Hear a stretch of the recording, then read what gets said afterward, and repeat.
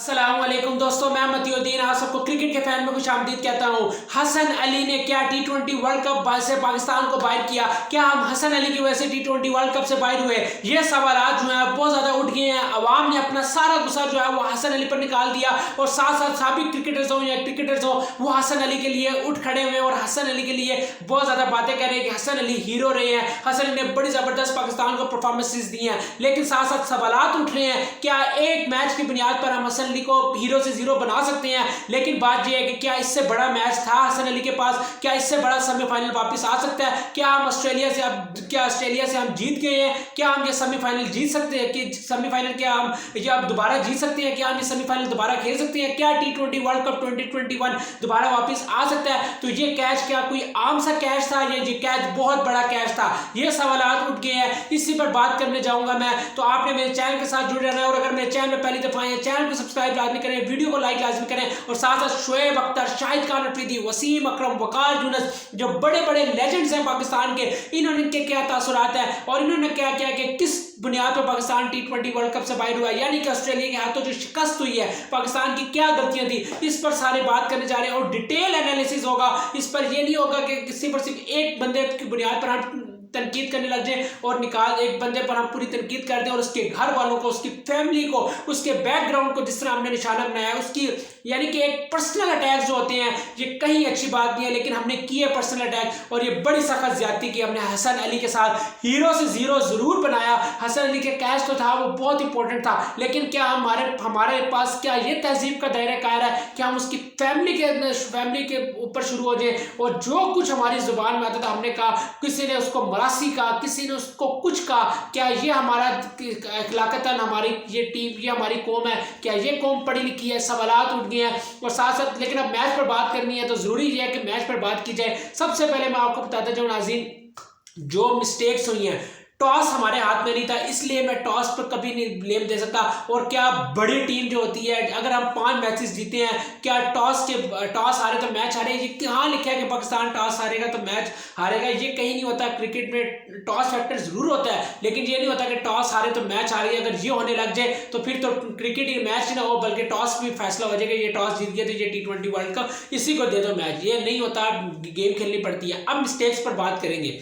सबसे पहली बात तो ये है, जो शाहिद अफरीदी, शोएब अख्तर, वसीम अकरम, वकार यूनुस, इन सब ने अगर एक बात की है तो वो ये की है कि हसन अली पर क्यों मलबा डाल रही है वहां। शाहीन शाह अफरीदी भी उतने ही कसूरवार है।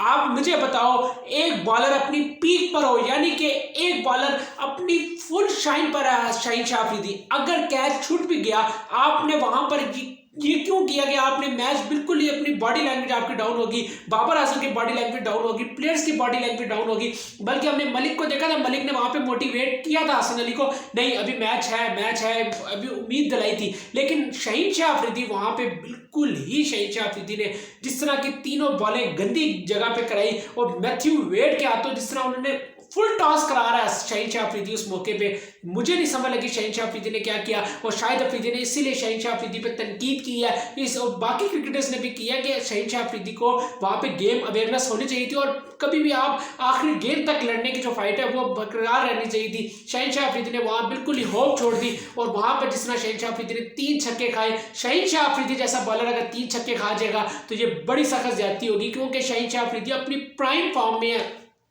यानी कि शाहीन शाह अफरीदी को हम यहां पर रखते हैं, हाई रैंक है शाहीन शाह अफरीदी का। अभी तक इस पूरे टूर्नामेंट में मैंने शाहीन शाह अफरीदी से अच्छा फास्ट बॉलर इस पूरे टूर्नामेंट में नहीं देखा। वजह यह है कि शाहीन शाह अफरीदी ने आउटस्टैंडिंग बॉलिंग की है। जसप्रीत बुमराह को मैं हाई रेट रखता था, लेकिन अब बुमराह से भी ऊपर अगर मैं किसी बॉलर को हाई रेट रखूंगा वो नो डाउट शाहीन शाह अफरीदी को रखूंगा। आउटस्टैंडिंग बॉलर है, लेकिन शाहीन शाह अफरीदी को इस मिस्टेक से सीखना पड़ेगा कि किस मौके पर मैंने क्या किया। हसन अली ने कैच जरूर छोड़ा, लेकिन आप कैच छोड़ने पर आप इस तरह नहीं करते कि आपकी बॉडी लैंग्वेज डाउन हो जाए। वहां पर शाहीन शाह अफरीदी को थोड़ा हौसला रखना चाहिए था और वहां पर अच्छी डिलीवरीज करानी चाहिए थी। अगर आपको उसकी अगली गेंद पे छक्का पड़ भी गया है तब भी 8 पर 12 चाहिए थे, 8 पर 12, तो वहां पर आप 2 गेंदे अगर 2 सिंगल भी होते तो एक आखिरी ओवर में 10 स्कोर था, मैच कहीं में जा सकता था। लेकिन शाहीन ने तो 3 बॉलों पे 3 छक्के खा गए, तो वो फैक्टर एक बड़ा इंपॉर्टेंट है, एक फैक्टर वो इंपॉर्टेंट है। फिर आपने देखे अपनी जो इनिंग्स जो बिल्ड की है वहां पर जो मिस्टेक्स हुई है, छोटी छोटी मिस्टेक्स बड़ी मिस्टेक्स बन जाती हैं। जिस जगह पर फखर जमान खेलने आया है वहां पर अगर देखा जाए तो स्पिनर की गेम चल रही थी, एडम जम्पा भी थे और मैक्सवेल भी थे। तो वहां पर किसका आना बनता था? वहां पर अगर मलिक आता या हफीज आता तो वो जो 2-3 ओवर की स्लॉट थी ना वो ये लूट लेते मलिक और हफीज, क्योंकि पाकिस्तान ने 10-12 ओवर्स तो खेल लिए थे जब तक बाबर आजम और रिजवान खेल रहे थे। तो जब 8-9 ओवर 10 ओवर पाकिस्तान ने पूरे खेल लिए थे, तो इसका मतलब ये था कि 10 ओवर पाकिस्तान ने खेल लिया, अब आखिरी 10 ओवर की गेम है। और उस टाइम एडम जैम्पा और मैक्सवेल की गेम थी। सबसे अच्छे स्पिनर को खेलने वाला पाकिस्तान में कौन था? मलिक था या हफीज था? तो वहां पर अगर आप मलिक और हफीज को यूटिलाइज कर लेते और उनको कहते कि 2 ओवर है, 2 ओवर में आपने अगर आप 4 बॉलों पे 10 रन 15 रन बना के दे देते तो वेल एंड गुड, आपकी जॉब वेल डन, क्योंकि अब पाकिस्तान से 10 ओवर खेलने थे। रिजवान एक साइड से खड़े थे, वहां पाकिस्तान ने बड़ी गलती की, फखर जमान को भेजा और फखर जमान शुरू में स्ट्रगल करते रहे, जो पाकिस्तान को वहां पे बॉलें लूज हुई और पाकिस्तान को वहां बाद में फखर ने बड़ा अच्छा कवर किया, बहुत शानदार कवर किया, लेकिन जो स्लॉट्स थी वहां पे आपने सही जगह प्लेयर नहीं भेजे और इसी को कहते हैं गेम अवेयरनेस। फिर मैं बाबर आजम से पूछूंगा कि हसन अली को आपने पूरा टूर्नामेंट जो है ऐसे एज अ बॉलर खिलाया, आपने as a allrounder Hasan Ali को क्यों नहीं यूज किया? स्कॉटलैंड नामीबिया में आप हसन अली को ऊपर थोड़ा भेजते, उनकी बैटिंग टेस्ट करते। हसन अली जैसा हिटर क्या पाकिस्तान के पास है? आसिफ अली और हसन अली दोनों टॉप क्लास हिटर थे, तो वहां पर आपने हसन अली को, और फिर जो मिस्टेक हुई जब 19वां ओवर था पैट कमिंस का, जब वहां पर आउट हो गए थे रिजवान, वहां पर क्या जरूरत थी? मुझे नहीं समझ लगी मलिक की क्या जरूरत थी वहां पर। 100% जो है वो हसन अली को आना चाहिए था। हसन अली बहुत अच्छे हिटर है मलिक और हफीज की निस्बत फास्ट बॉलर के अगेंस्ट। स्पिनर के अगेंस्ट में बात नहीं कर रहा, स्पिनर का तो कोई मुवाजना नहीं है क्योंकि स्पिनर के तो बादशाह है, मलिक और हफीज दोनों बादशाह हैं, लेकिन फास्ट बॉलर के अगेंस्ट खासूसी तौर पर पैट कमिंस और जब नीचे स्टार्ट थे वहां नो डाउट जो है वो हसन अली को ही ऊपर आना चाहिए था। हसन अली वहां पर अगर 2 छक्के भी लगा दे तो मैच 190 टारगेट हो सकता था 175 की जगह, तो वो एक बहुत बड़ी गलती हुई। और आखिरी जो सेकंड लास्ट ओवर 3 रन था, ये 2 बिगन मिस्टेक्स होगी। फिर हम आगे जाए बॉलिंग में, अगर बात करें बॉलिंग में मुझे नहीं समझ लगी, चौथा ओवर इमाद वसीम को दे दिया, ठीक है उसको रन्स पड़ गई। फिर एक और जो मिस्टेक की है बॉलिंग में, जो बड़ी मिस्टेक जो मुझे नजर आई है वो ये नजर आई है कि जिस टाइम आपने क्या कहते हैं 18वां ओवर था, क्योंकि पूरा मैच जो है पाकिस्तान अच्छी सिचुएशन में जा रहा था, जहां बॉलर जिस बॉलर को लाना चाहिए था वो लाना चाहिए था। कुछ लोग तनकीद कर रहे हैं कि इमाद को क्यों कराया, लेकिन इमाद ने अच्छी बॉलिंग की थी ऊपर से, तो इमाद का आना बनता था और इमाद अपनी जगह सही आए थे। लेकिन बात यह है कि जहां 18वां ओवर था, 18वां ओवर था, आपका मेन स्ट्राइक बॉलर कौन था? वहां शाहीन शाह अफरीदी था, क्योंकि आपके पास 3 ओवर बचे थे वहां पर, हसन अली, हारिस रऊफ और शाहीन शाह अफरीदी। हारिस रऊफ अपना ओवर करा कर आए थे तो हारिस रऊफ तो करा नहीं सकते थे, पीछे रह गए 2 बॉलर शाहीन शाह अफरीदी या हसन अली, तो वहां पर किसका ओवर बनता था? नो डाउट शाहीन शाह अफरीदी का बनता था। शाहीन शाह अफरीदी ने पूरे टूर्नामेंट में टॉप क्लास बॉलिंग की थी, बेशक आखिरी ओवर में अभी 3 छक्के पड़े, लेकिन उससे पहले उन्होंने कैच चांस दिया। अगर वहां पर शाहीन शाह अफरीदी आ जाते 18वें ओवर में, तो सिचुएशन क्या होती कि 18 बॉल्स पर उस टाइम कितने रन चाहिए? 37 रन चाहिए थे। हसन अली ने क्या किया कि 12 बॉलों पर दे के गया शाहीन को 22। अगर शाहीन शाह अफरीदी वो ओवर अच्छा निकाल देता और अगर 1 विकेट निकाल देती तो मैच तो बिल्कुल टर्न अराउंड होना ही होना था। और अगर रन भी पड़ जाते हैं शाहीन शाह अफरीदी को, तो अगर शाहीन शाह अफरीदी को 15 की जगह अगर शाहीन शाह अफरीदी को 8 या 10 से रन पड़ते, 1 छक्का पड़ता यानी कि बाकी 4 सिंगल्स होते, तो सिचुएशन क्या आती? 25 स्कोर, 12 पे 25 आ जाते और फिर अगला ओवर हारिस रऊफ का बनता था। हसन अली को आपने लास्ट ओवर देना था, हसन अली को आपने कैसे आपने हसन अली से 18वां ओवर करवा दिया। 2 आप पूरे टूर्नामेंट में सबसे अच्छी बॉलिंग कौन करता आ रहा था फास्ट बॉलर में? शाहीन शाह अफरीदी और फिर हारिस रऊफ और फिर हसन अली, यानी कि हसन अली आपका स्ट्राइक बॉलर में नंबर 3 पे था, पहले पे शाहीन, दूसरे पे हारिस रऊफ, नंबर 3 पे हसन अली। और ओवर आपने कैसे मेंटेन किया कि 18वें ओवर आपने हसन अली से करवा दिया और सेकंड लास्ट ओवर शाहीन से करवाया और आखिरी ओवर आपने हारिस रऊफ का। जो सिचुएशन थी उस सिचुएशन में आपको किसी भी सूरत आपको हसन अली को नहीं वहां पे करना चाहिए था। हसन अली पूरे टूर्नामेंट में स्ट्रगल कर रहे थे और उस मैच में भी स्ट्रगल कर रहे थे हसन अली, तो हसन अली से आपने 4 ओवर का कोटा क्यों इतनी जल्दी कंप्लीट कराया? ये जो मिस्टेक्स थी बाबर आजम की कैप्टनसी की, ओवरऑल मैं बात करूं पूरे टूर्नामेंट में शानदार कैप्टनसी की बाबर आजम ने। नो डाउट मैं बाबर आजम को इतना हाई रेट नहीं रखता था, लेकिन क्या जबरदस्त कैप्टनसी की, यानी कि जिस जगह पे जिस बॉलर को लाना था बाबर आजम लेकर आए पूरे टूर्नामेंट में। मैं ये नहीं कहूंगा, छोटी छोटी मिस्टेक जरूर हुई हैं न्यूजीलैंड के मैच में, जहां आसिफ अली ने 4 छक्के, न्यूजीलैंड या अफगानिस्तान का मैच था जहां आसिफ अली ने 4 छक्के लगाए थे। हाँ, न्यूजीलैंड के मैच में बहुत शानदार बाबर आजम ने कैप्टनसी की, इमाद वसीम को ऊपर भेजा आसिफ अली से, वो टर्निंग पॉइंट था मैच का। और वहां पाकिस्तान इमाद वसीम जो ऊपर से 7, 8 या 2 गेंदें भी खेल के गए, वो टर्निंग पॉइंट था और आसिफ अली को उसका फायदा जरूर हुआ, मुझे पता है। फिर आप अफगानिस्तान के मैच की बात करें, एक मिस्टेक जो मुझे नजर आई थी वो ये आई थी, जहां आसिफ अली जब आए 12 बॉलों में जब 24 सही था, उस टाइम जो है उससे 1 गेंद पहले जब आउट हुए थे उससे एक गेंद पहले जब आउट हुए थे वहां पर शादाब खान आ गए, मलिक जब आउट हुए, यानी कि जब मलिक आउट हुए थे तो उसके बाद शादाब खान के लिए हसन अली को ऊपर आना बनता था। वो एक मिस्टेक छोटी सी थी, लेकिन वो नजर इसलिए नहीं आई क्योंकि आसिफ अली ने 4 छक्के लगा दिए थे, मैच खत्म कर दिया था।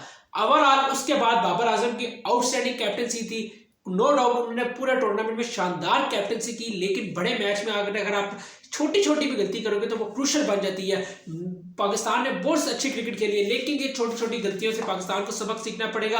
और साथ साथ मैं एक बात कहता जाऊंगा, मेरी आपसे हाथ जोड़ के रिक्वेस्ट है कि हसन अली पर इतनी तनकीद ना करें। हसन अली पाकिस्तान का सुपरस्टार है, बल्कि मेगा सुपरस्टार है। मैच पर जरूर बात करें, कैच छूट गया, वर्ल्ड कप छूटा है, मैं मानता हूं, उस पर बात की है, सबने बात की और करनी बनती भी थी, क्योंकि जब आप एनालाइज करोगे तो आप कैच पर बात करोगे, हसन अली पे तनकीद करोगे, लेकिन अगर आप उसको हीरो से जीरो बना दोगे कि एक दिन में हीरो तो अगले दिन जीरो, ये नहीं होता किसी जगह पर। और एक कैच की बुनियाद पर आप किसी को इस तरह क्यों इतना डाउन कर सकते हो। हसन अली ने जो क्रिकेट खेली हुई है, आउटस्टैंडिंग क्रिकेट खेली हुई है, और हसन अली मेरे ख्याल में पाकिस्तान का फ्यूचर है। ऐसा ऑलराउंडर पाकिस्तान के पास नहीं है। अब्दुल रजाक पाकिस्तान के पास है हसन अली की सूरत में, लेकिन अगर हम बनाना चाहें, हसन अली को ऊपर लेकर आए, थोड़ा हसन अली को कहें कि बैटिंग करे, जितनी हसन अली ऊपर आगे ऊपर बिग स्टेज पे बैटिंग करेगा, हसन अली इतना इंप्रूव होगा। और हसन अली बहुत जबरदस्त हिटर है, क्यों नहीं हसन अली को एज अ बैट्समैन चूज करते। मैं बार बार बाबर आजम से पूछूंगा कि हसन अली को एज अ बैट्समैन आप लोग क्यों नहीं बना रहे, हसन अली को ऑलराउंडर क्यों नहीं बना रहे। वसीम अकरम ने भी तो अब्दुल रजाक को बनाया था ना ऑलराउंडर, नंबर 3 पर भेजकर। यूनुस खान ने शाहिद खान अफरीदी को नंबर 3 पर भेजा 2009 के T20 वर्ल्ड कप में, और शाहिद खान अफरीदी ने पाकिस्तान को T20 वर्ल्ड कप जिता दिया, सेमीफाइनल फाइनल दोनों के मैन ऑफ द मैचेस। तो बिगर स्टेज में इस तरह की क्रूशियल डिसीजन लेने पड़ते हैं कभी भी, अगर आप नहीं लोगे तो आपके साथ यही होगा। लेकिन ओवरऑल बात करें, पाकिस्तान ने शानदार क्रिकेट खेली है, इस टीम ने वो करके दिखाया है जो नहीं कोई नहीं कर सकता था। इस टीम ने क्या करके दिखाया मैं आपको बताऊं, इस टीम ने इंडिया को 1-2 नहीं बल्कि 10 विकेटों से शिकस्त दी वर्ल्ड कप में, जो पाकिस्तान कभी 1 विकेट से भी या 1 रन से भी इंडिया से कभी वर्ल्ड कप में नहीं जीता। इस टीम ने पाकिस्तान को 10 विकेटों से इंडिया को हरा के दिखाया, इस टीम ने न्यूजीलैंड को हराया, इस टीम ने हमारे 5 पूरे ग्रुप मैचेस में 5 के 5 मैच कंसेक्यूटिव जीते, और साथ साथ जिस तरह बड़े बड़े मार्जिन से जीते। तो इस टीम ने आवाम को बहुत उम्मीदें दिला दी थी कि ये वर्ल्ड कप हमारा है, और इतने पास आके वर्ल्ड कप जरूर किया, लेकिन ओवरऑल बहुत शानदार क्रिकेट खेली है। मेरी तरफ से बहुत बहुत मुबारकबाद है इस टीम को, और इस टीम के लिए बेस्ट ऑफ लक है कि आगे बेस्ट ऑफ विशेज हैं, बेस्ट ऑफ लक है कि आने वाले जो पाकिस्तान अब आगे जो क्रिकेट खेले, शानदार क्रिकेट खेले। अभी जो है टेस्ट चैंपियनशिप है, उस पर फोकस करना पड़ेगा बांग्लादेश के खिलाफ सीरीज, एक मैच टेस्ट चैंपियनशिप को जो है वो बहुत इंपॉर्टेंट है। पाकिस्तान ने किसी भी सूरत फाइनल में क्वालिफाई करना है टेस्ट चैंपियनशिप में। अभी पाकिस्तान वेस्ट इंडीज से जो टेस्ट सीरीज खेल गया उसमें 1 मैच जीता 1 हारा, वो भी बहुत क्लोज मैच था, डाई हार्टेड मैच था, यानी कि वो भी पाकिस्तान बिल्कुल क्लोज माइनर से हारा था 1 विकेट से। तो अब टेस्ट मैच पे सीरीज पे फोकस करना पड़ेगा बांग्लादेश के खिलाफ। T20 सीरीज में आप बेशक चांस दे सकते हैं बाबर, रिजवान, मलिक और हफीज को भी। अब मेरे ख्याल में मलिक और हफीज से पाकिस्तान को निकलना पड़ेगा। ऑस्ट्रेलिया में सीरीज है, ऑस्ट्रेलिया में वर्ल्ड कप होने जा रहा है, तो पाकिस्तान को नंबर 4 पे जो है इफ्तिखार को, और नंबर 5 पे हैदर अली इफ्तिखार, इन पर जाना पड़ेगा और इनको बनाना पड़ेगा ऑस्ट्रेलिया में सीरीज खेलने के लिए। ऑस्ट्रेलिया में पाकिस्तान को वर्ल्ड कप अब जीतना है, तो पाकिस्तान को अपनी टीम थोड़ी सी बेहतर करनी पड़ेगी, सिर्फ और सिर्फ मलिक और हफीज की जगह पर। बाकी पाकिस्तान का बहुत अच्छा स्टैंड है, और फखर के ऊपर भी थोड़ा फोकस करना पड़ेगा। लेकिन फखर ने जिस तरह की इनिंग्स खेल दी है ना सेमीफाइनल में, तो फखर ने बता दिया मैं बड़े मैच का प्लेयर हूं। तो ये तो बंदा बड़े मैच का प्लेयर है, तो इसको आप नहीं साइडलाइन कर सकते। ओवरऑल बहुत जबरदस्त पैकेज है। शाहनवाज धानी को इन करना पड़ेगा, धानी पाकिस्तान का फ्यूचर है, धानी ने आउटस्टैंडिंग क्रिकेट खेली हुई है। तो अब धानी बांग्लादेश के खिलाफ सीरीज में मुझे उम्मीद है जरूर खेलेंगे, और देखते हैं धानी फिर क्या करिश्मा दिखाएंगे। ओवरऑल बहुत जबरदस्त पाकिस्तान के लिए वर्ल्ड कप हुआ। इस वर्ल्ड कप से पाकिस्तान के क्रिकेट फैंस जो है वो एक दफा दोबारा उठ खड़े हुए हैं। बहुत शानदार क्रिकेट खेली, बेशक हार गए लेकिन दिल जीत लिए। तुम जीतो या हारो, हमें तुमसे प्यार है। मैं जाते जाते भी ये कहूंगा, इस टीम को हमने बैक करना है। इस टीम ने हमारे बहुत उम्मीदें दिलाई, इस टीम ने वो करके दिखाया है। वर्ल्ड कप बेशक हार गए, लेकिन मैं आपको बताता जाऊं फैंस कि पाकिस्तान ने जो इंडिया को शिकस्त दी है ना, इससे बड़ी जीत नहीं हो सकती थी। इंडिया को 10 विकेटों से हराकर हमने इंडिया को टूर्नामेंट से बाहर कर दिया, तो इससे बड़ी विक्ट्री है कि हमने अपने रवायती हरीफ भारत को टूर्नामेंट से बाहर किया। तो इससे बड़ी विक्ट्री नहीं हो सकती, तो हमें जश्न मनाना चाहिए बल्कि अफसोस की जगह पे। ओवरऑल बहुत जबरदस्त एनालिसिस है। नाज़रीन, अगर आपको ये मेरा एनालिसिस क्रिकेट के फैन पर अच्छा लगा, क्रिकेट के फैन को सपोर्ट करें, वीडियो को लाइक लाजमी करें, शेयर करें, चैनल को सब्सक्राइब लाजमी करें, बेल नोटिफिकेशन के आइकन पर लाजमी क्लिक करें। तो अभी आप मुझे इजाजत दें, अल्लाह हाफिज़।